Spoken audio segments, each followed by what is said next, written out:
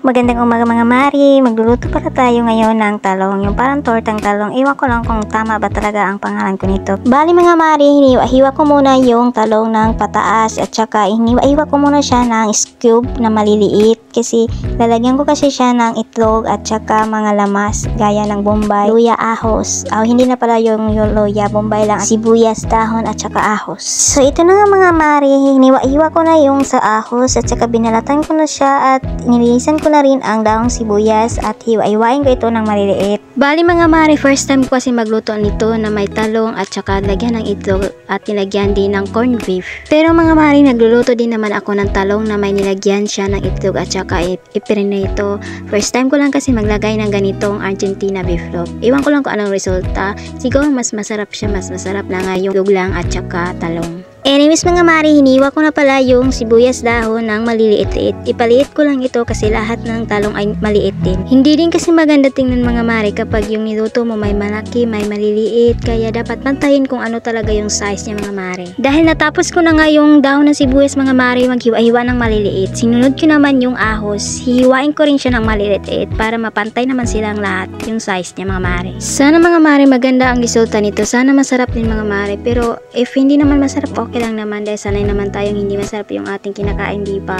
O sinong lilit dyan, minsan lang nakakakain ng masarap. So fast forward tayo mga mari, nahiwa ko na lahat yung lamas at saka yung talong. So nilagyan ko na siya ng itlog.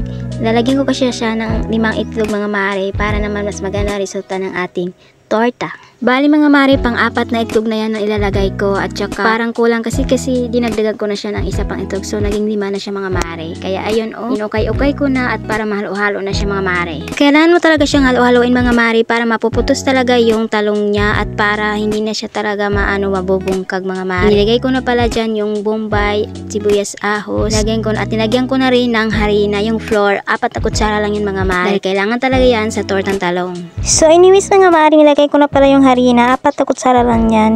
Huwag naman nating damihan baka hindi na maganda yung result ng mga mari. Tingnan nyo, malapot na siya mga mari at sa tingin ko kulang pa siya ng itlog kaya nilagyan ko na siya mga mari. Kaya halo-haloin muna siya at para mas maano yung lasa niya. At nilagyan ko na rin siya ng powder paminta mga mari at nilagyan ko na rin ng magic syrup para mas masarap talaga siya. O siya mga mari, kayo gumagamit pa rin kayo ng magic syrup. Ako kasi pag naluluto ako, nilalagyan ko talaga siya nito. Kasi pag hindi ko nilalagyan, parang hindi kasi masarap mga mari. So ayun na nga mga mari, nilagyan ko na rin siya ng Argentina beef loaf. Binuksan ko na pala siya at hihiwain ko rin siya ng mali para naman magpantay yung size sa mga talong at iba pang rekado mga mari. So ito na nga mari, minukos-mikos ko na siya at kinutsara-kutsara ko na siya mga mari para naman mas maganda yung lasa niya mga mari. At sa wakas mga mari, natapos ko na rin yung paghalo-halo. Ready na rin ako ng aking mantika sa aking lulutuin. Kaya mainit na siya, inilagay ko na yung mantika. Tingnan mo. So hanggang dito na lang. Salamat!